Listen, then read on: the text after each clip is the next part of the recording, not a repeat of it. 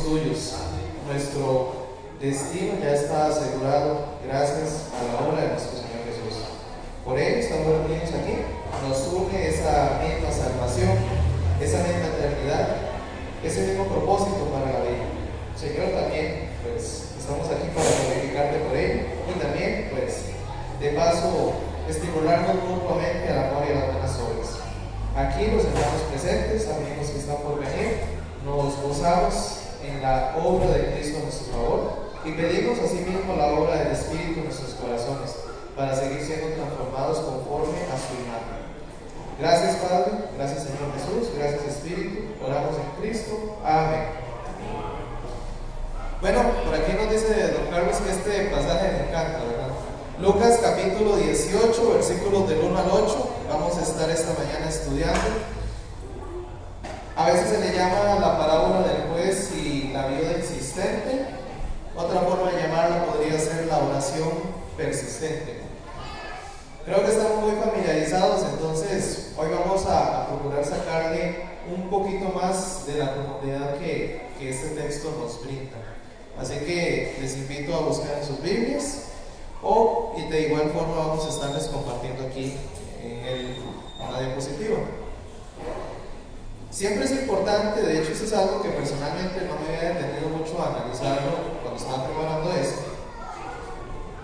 Recuerda que siempre cuando vamos a estudiar la escritura hay que ubicarnos contextualmente. O sea, no podemos sacar el texto del contexto en el que se encuentra. Y no solo hablando en el contexto literario, no solo hablando del contexto inmediato, sino incluso el contexto cultural y demás. Es parte del ejercicio de la exégesis justa que corresponde a la escritura. Pues resulta que si ustedes ven en el capítulo anterior de este pasaje de Lucas 18, hay un tema sobre la mesa, y el cual es el que da pie a esta parábola de la viuda insistente y el juez.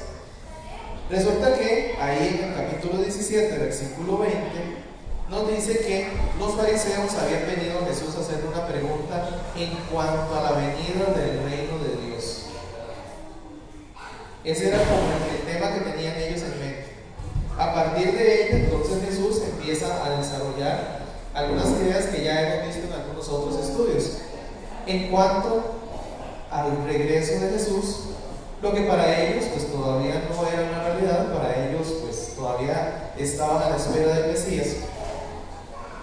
Pero hoy nosotros entendemos que lo que tanto ellos esperaban era Jesús. Sin embargo, ellos vinieron a preguntarle sobre ese tema. Entonces Jesús empieza a desarrollar esto, y también un versículo clave en ese capítulo 17 es el versículo 30, porque él les dice: así será el día en que el Hijo del Hombre se manifieste. O sea, hablando, ya aquí desde ese momento Jesús está hablando de la venida presente, o sea, su presencia en ese instante, pero a la misma vez su futuro regreso. Entonces, a partir de este tema del regreso de Jesús, de su segunda venida, es que surge esta parábola de la viuda y el juez. ¿Por qué es importante este contexto? Bueno, lo vamos a ir desarrollando hoy, pero en esencia creo que es justamente cuando más necesitamos aprender lo que la oración como tal implica mientras estamos a la espera del Señor Jesús. ¿Okay? Esta parábola nos va a hacer ver, ahora viéndola con ese trasfondo, la clase de actitud que se espera de los seguidores de Jesús mientras esperan que el Maestro regrese. ¿Okay? Vamos a continuar desarrollando esta idea. Entonces leemos en el versículo 1, ahora sí, capítulo 18, versículo 1 de Lucas, que además, vean que ahí está la palabra que conecta con el trasfondo. Además, Jesús les contó una parábola en cuanto a la necesidad de orar siempre y no desanimarse. Entonces, si tenemos presente que Jesús habla esta parábola considerando todo el trasfondo de lo que va a implicar la espera de su regreso, Sin duda que él sabía que para sus seguidores esa espera iba a implicar oposición, hostilidad, persecución, incomprensión, rechazo, tanto de aquellos primeros discípulos como nosotros hoy en día.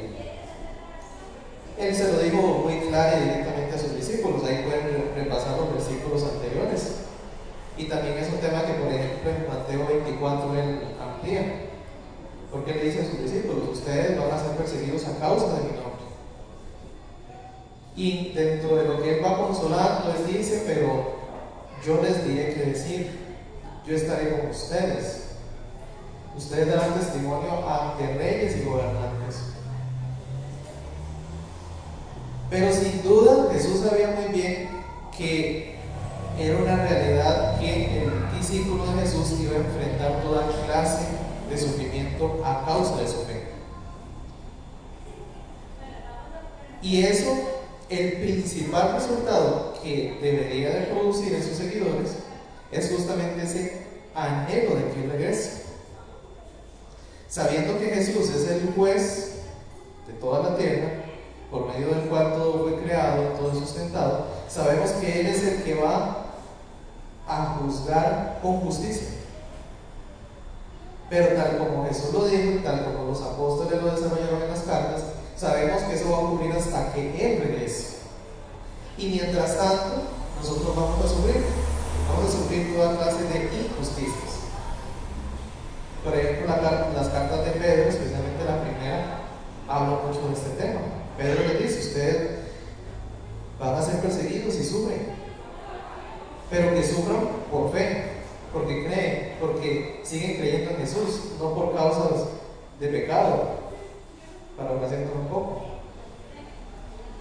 Entonces, mientras estamos a la espera, mientras hay tantas cosas que nos agobian en el día a día, no solo hablando del externo, sino hablando del interno, la lucha en nuestros propios corazones, entre esa vieja naturaleza y esa nueva naturaleza en Cristo, entre el orgullo y la arrogancia y la humildad y la sumisión, y sumándole a eso pues, el desgaste de este cuerpo físico, los dolores, las enfermedades. En medio de todo eso, Jesús cuenta esa parábola para no desanimarse. Vean que eso es parte de lo que Lucas dice que es el propósito de Jesús. No es solo el hecho de orar, es el hecho que la oración tiene un efecto protector de nuestro estado emocional, para no caer en el desánimo. Así que empieza la parábola diciendo esto: en cierta ciudad había un juez que no temía a Dios ni respetaba a nadie. Aquí está el primer personaje de la parábola. Resulta que, creo que en general sabemos lo que es un juez, ¿verdad? En esencia es el que establece el veredicto basado en leyes. Y si habláramos de este tema, don Robert es el que mejor podría explicar, ¿verdad? También por ahí veo a Catherine, que creo que también nos puede hablar un poco del tema, ¿verdad? Un juez es el que se supone que es el más justo, porque conoce las leyes y sabe cuáles son los momentos en los que hay un abuso de la ley, los que hay un incumplimiento de la ley, y es el que establece cuál es el veredicto y la sentencia. Es el que va a velar por la ley y los derechos de todas las personas, ¿verdad? Se supone. Sin embargo, resulta que este juez parece una ironía, porque aunque se supone que debería ser la persona más justa de la sociedad, dice que no temía a Dios ni respetaba a nadie. La posición en la que se encontraba le facultaba para juzgar como él quisiera y para juzgar a quien él quisiera. Entonces, estamos hablando de la persona más inmoral, estaba en la posición más importante de responsabilidad moral, o se supone que debería ser así. Por eso nadie lo conmovía. Si no lo conmovía a Dios, no lo conmovía absolutamente nadie. Luego tenemos, el versículo 3, justicia había también una viuda, la cual acudía a ese juez y le pedía: hazme justicia contra mi adversario. Entonces tenemos dos extremos sociales: aquel juez que está en una posición de privilegio y que utiliza su posición como él quiere, y tenemos por el otro lado una viuda, que en aquellos tiempos era quizás de las posiciones más complejas en las que podía estar una persona. No tenían derechos ni privilegios. De hecho, ni siquiera podían llegar a un tribunal, porque era cosa de hombres. Entonces, el hecho que fuera ella la que llegara ante el juez es porque no le quedaba absolutamente nadie. No era solo que no tenía esposos, que ni siquiera tenía hijos, no tenía familiares que pudieran pedir justicia en nombre de ella. Entonces, y como sabemos que era parte del propósito de Jesús en su ministerio, esta mujer representa a la sociedad de los indefensos, de los desamparados, de los que no tienen oportunidad alguna, de los que no valen nada, de los que han intentado por sus propios medios encontrar propósito en su vida y no lo han logrado. Ahora, ¿a qué viene esta viuda delante del juez? Dice que ella viene a pedirle justicia, a pedirle lo que se supone que es lo que hace el juez: establecer justicia. Una de las posibilidades de las que creemos que quizás es lo que esta viuda podría haber ido a reclamar es que lo único que le quedara, quizás la tierra donde vivía, quizás la herencia de su esposo, se la estaba queriendo quitar por alguna deuda que quizás ni siquiera era de ella. Ahí en 2 Reyes 4:1 hay un ejemplo de que pues esto era parte de lo que ocurría dentro de los abusos de la ley, porque había una deuda y lo que importaba era pagar la deuda, sin importar si esa persona tenía condiciones o tenía capacidades. Y el detalle importante de esta viuda, el cual destaca más Jesús, es la persistencia de ellos. No es el hecho que fuera a pedir justicia, es el hecho de que insistiera, porque resulta que ella está pidiéndole a un juez que se sabía que no era ni compasivo, ni misericordioso, ni que estuviera atento a la verdadera condición de ella. Pero es que la situación de ella era desesperada. Si el juez no la defendía, se quedaba absolutamente sin nada, se quedaba en la calle, se quedaba desposeída de lo último que podía tener.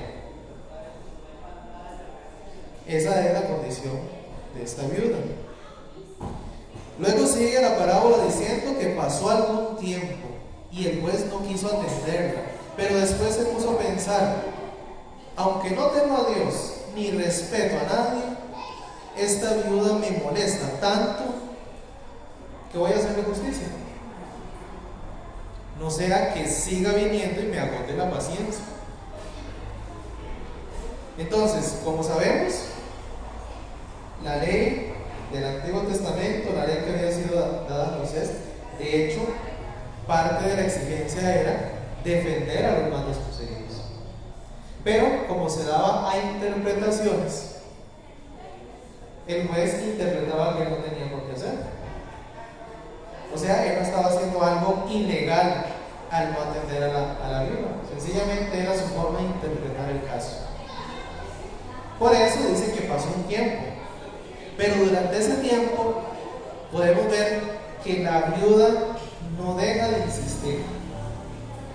Ella sigue yendo, a pesar de que sabe que ahí no hay esperanza de recibir nada, pero aún así ella insiste en la única oportunidad que tiene, la única posibilidad de recibir justicia. Entonces ella no cesaba de acudir. Hay un detalle ahí muy interesante que descubrí del idioma del griego. La palabra que se traduce en el español como me agote la paciencia literalmente puede significar un golpe en el rostro o dar una paliza. Entonces, parafraseándolo un poco, sería como que el juez está diciendo: mejor la voy a atender, porque es como que esta viuda me está moliendo a golpes con su majadería, con su insistencia. Posiblemente era un golpe al ego, un golpe a la arrogancia de él, un golpe a la comodidad, un golpe a la posición en la que él se encontraba y que no lo dejaba estar tranquilo. Porque ya sabemos, él estaba cómodo en su posición, pero ella golpeaba su ego al estar insistiendo y al darse el derecho, por así decirlo, de que él le respondiera. Él ya había establecido que él no respetaba a nadie, pero ella todavía insistía en que él debía hacerlo. Esto es importante porque, como vimos antes, esto hay que matizar el hecho de la figura de este juez, la figura de la mujer y lo que ello representa, que es lo que continúa. Porque entonces ahora Jesús pasa a la explicación y él dice: presten atención a lo que dice ese juez injusto. ¿Qué fue lo que dijo el juez injusto? Yo no respeto a nadie, no me interesa a nadie, pero voy a responder para que no me siga insistiendo, porque me agota la paciencia. Y entonces dice Jesús: ¿acaso Dios no les hará justicia a sus elegidos que día y noche claman a Él?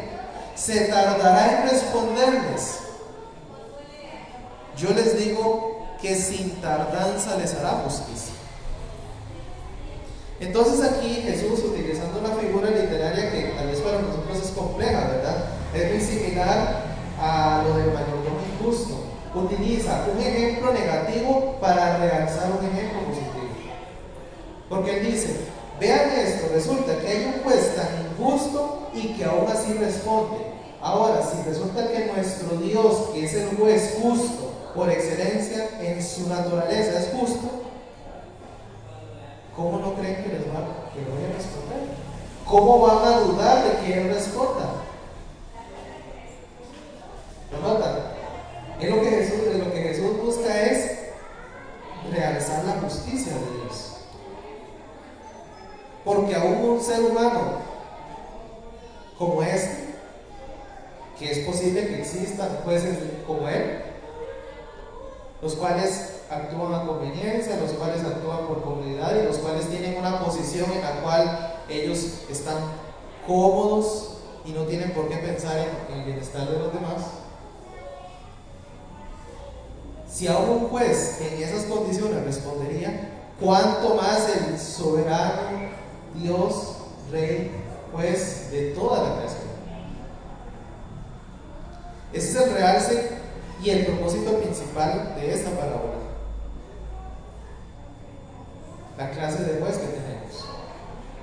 ¿Por qué es tan importante esto? Bueno, porque efectivamente tenemos muchos momentos en los cuales clamamos por justicia. Y Jesús termina esta parábola, luego continúa otra, muy interesante la que sigue también, pero es para otro momento. Pero cuando venga el Hijo del Hombre, hallará fe en la tierra.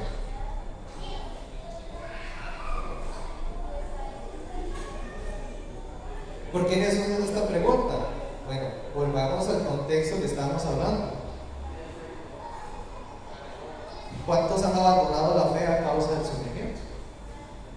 ¿Cuántos no se acercan a Jesús a causa del sufrimiento? Con la pregunta básica: ¿y por qué Él permite que ocurran estas cosas? Y muchos usan eso como su lema para defenderse de la fe y para no acercarse al Evangelio y no permitir que el Evangelio les hable. Pero pensémoslo, poniéndonos en una posición similar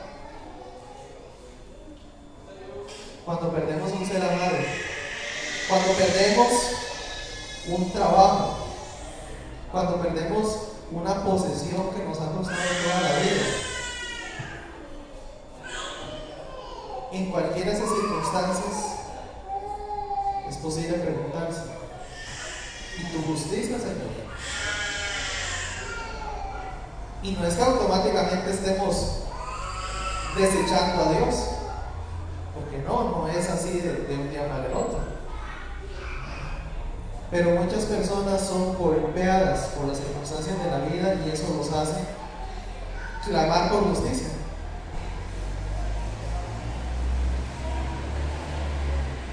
No sé si ustedes conocen de casos de personas que se les ha venido todo encima.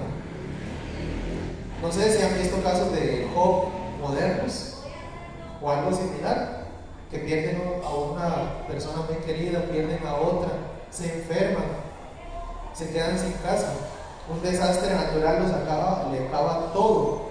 Como estos días, no sé si vieron las noticias, cuántas personas en cuestión de una tarde lluviosa, como quizás nunca habían visto, lo perdieron todo. Entonces, en circunstancias como esas, ¿será que podemos hacer nosotros de jueces y decir: no, es que porque va a dudar uno de Dios? Porque va a dudar de su justicia. Ahora, si nosotros estuviéramos en la posición de tantos creyentes en el primer siglo que perdieron efectivamente a todos sus seres queridos, posiblemente en un coliseo, asesinados por algún soldado romano, siendo comidos por las fieras, o en los jardines de Nerón como antorchas humanas, podría uno juzgarlos de que esperaran justicia.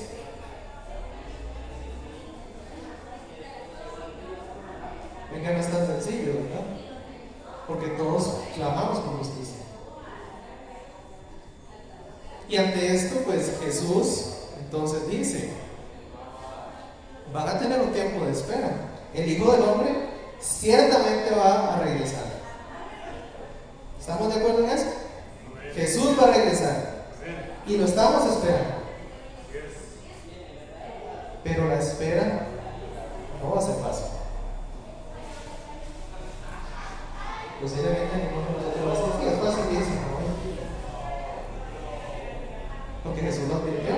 Muchas veces lo dijo: en el mundo tendréis aflicción. Bienaventurados cuando por mi nombre los vituperen y los persigan. O sea, están dando por sentado de que va a haber sufrimiento. El consuelo no es que vaya a dejar de haber sufrimiento. El consuelo es que Él va a regresar. Y eso estaba muy presente en la mente de los creyentes de aquel primer siglo. ¿Cuántas veces vemos a Pablo hablar en términos de que en cualquier momento Jesús viene? Han pasado ya 2000 años de ello y es posible que se nos haya olvidado eso. La inminencia del regreso de Jesús. Porque la inminencia del regreso de Jesús es igual como lo fue para Pablo como para nosotros. En cualquier momento regresa. Entonces Jesús dice: ¿y será que mientras esperan van a seguir confiando? ¿Van a seguir creyendo? ¿Van a seguir teniendo la seguridad de que Dios es justo y que va a hacer justicia en su debido momento?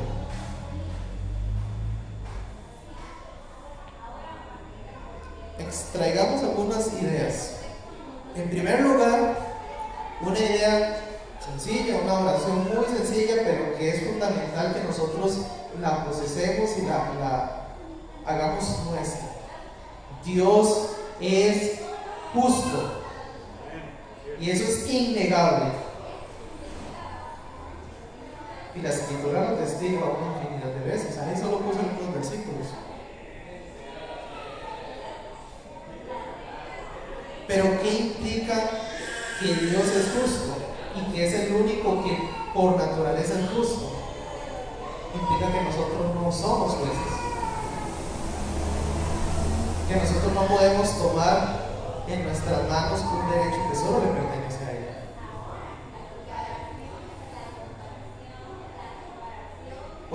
Pablo dice en Romanos 12 y 19. El Señor dice: mía es la venganza, yo daré el pago. Una vez más, agarrarse esta idea es complicado cuando uno tiene a alguien que le acaba de ultrajar, cuando le acaba de maltratar, cuando le acaba de denigrar su orgullo y su ego. La primera reacción es a defenderse. La primera reacción es exigir derechos.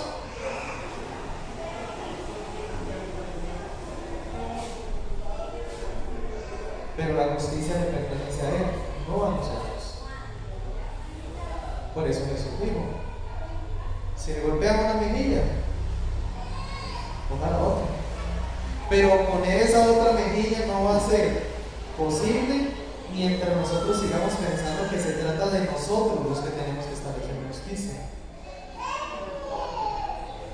Hay que renunciar a ese supuesto derecho que queremos tener. Luego, bíblicamente se nos habla que los justos van a ser vindicados, o sea, vamos a recibir justicia. Eso también es una certeza. Vamos a recibir justicia. Y siempre hablamos, por ejemplo, Apocalipsis es uno que habla mucho de esa vindicación futura, o sea, en aquel momento. Creo que es en el capítulo 6 cuando dice que los justos debajo del altar le dicen al Señor: ¿hasta cuándo harás justicia? Y entonces el relato de Apocalipsis muestra cómo Dios hace justicia, cómo hará justicia en su momento. Hay una justicia futura, pero también Dios a veces hace justicia en este tiempo, solo que no al momento en el que queremos y la forma que queremos. Puede que hayamos ido a juicio con alguna persona y perdiéramos el juicio en algo que estábamos seguros que nos correspondía, y diremos: Dios no hizo justicia. Sí, pero a su manera y a su tiempo, a la forma que Él sabe, porque Él no solo es justo, es sabio y por consiguiente conoce lo que más necesitamos. Y puede que una victoria delante de un tribunal terrenal no fuera lo que nos convenía, querramos o no querramos ese milagro. ¿Cuántas veces dijo Job: Señor, yo no he pecado, ¿y por qué estoy sufriendo esto? Y de hecho Dios nunca le respondió, Dios nunca le explicó, simplemente le recordó: yo soy Dios. Y eso es lo único que tú tienes que tener claro: yo soy Dios y tú eres mi creación. Como también lo dice Pablo: yo tengo misericordia de ti, quiero tener misericordia, porque Él es soberano. Eso también nos lleva a otra idea.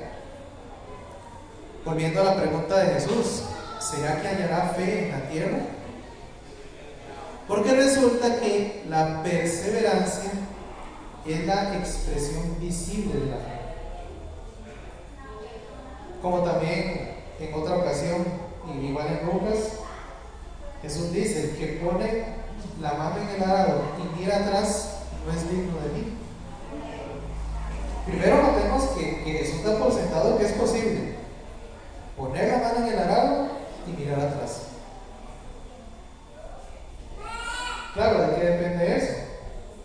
Por ejemplo, el autor de Hebreos dice ahí en el 12:1: puestos los ojos en Jesús. O sea, ¿a dónde está enfocada la mirada? ¿De qué depende de que nosotros sigamos con el arado hacia adelante o devolvamos? Depende de a quién estamos poniéndole la mirada. Si se trata de personas, lo siento mucho, pero ese surco se va a torcer, porque no hay un solo ser humano que sea perfecto e intachable. No hay uno solo que también necesite su propio camino. Si ponemos la mirada en las circunstancias, lo siento mucho, pero no hay una circunstancia que sea estable por toda la vida. Ni la salud, ni el trabajo, ni las posesiones, ni las personas, nada de eso persiste. Entonces, la clave para perseverar en la fe es en dónde está depositada la fe. Ni siquiera es en la fe en sí, porque en los evangelios se nos habla de una fe pequeña. Pero Jesús dice, una fe como la semilla de mostaza puede hacer que un monte se mueva para otro lado. Porque no se trata de cuánta fe tengamos, se trata de en quién estamos confiando. Y la palabra fe, en el idioma original, tiene que ver con confianza. ¿Cuánto yo confío en Dios? Vean que hoy muchos dicen, yo tengo fe en Dios. Pero ¿cuántos dicen, yo confío en Dios? Porque la confianza implica conocimiento, interacción, implica profundidad. Yo no confío en cualquier persona que va pasando por la calle, tiene que ser alguien que yo conozca. ¿Y cómo vamos a confiar en Dios si no lo conocemos? Será como un extraño al que admiramos, pero no en el que confiamos. Hay muchas personas a las que uno mira y dice, yo tengo fe que esa persona va a hacer algo. Por ejemplo, ahora en tiempos de campaña política, uno tiene mucha fe, pero ¿cuánto puede confiar si no los conocemos? Son personas ahí en una imagen, en una papeleta, por poner un ejemplo. Entonces, esa perseverancia va de la mano de que tengamos claro quién es Dios y que lo conozcamos de primera mano. No es el Dios que yo conozco, es el Dios que Henry conoce, que Maggie conoce, que Marlene conoce. Cada uno de nosotros conocemos, porque ninguno de nosotros puede conocer a Dios por medio del otro, porque es el conocimiento personal, es la experiencia personal. Y también el hecho de tener siempre claro, y de nuevo, no solo saberlo, creer que Jesús va a regresar, estar completamente convencidos de ello. Vivimos en un mundo acelerado que todo se trata de consumir el hoy y de tener hoy. Y si preveo para el futuro, es para tener más. Y eso nos distrae, nos desenfoca, porque ¿y Jesús dónde queda? Son varias las parábolas de Jesús que hablan de, y cuando el Señor regrese, cuando el dueño de la viña regrese, ¿cómo los va a encontrar?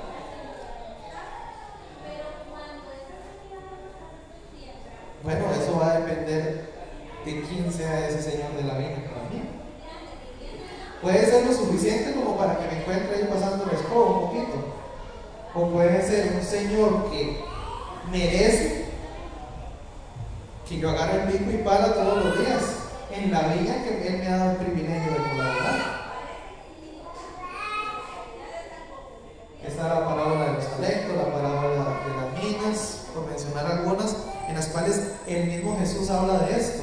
O sea, ¿hasta qué punto significa para mí ese Señor como para que yo esté más allá de solo sentado aquí un domingo? Y si es que llegamos a eso.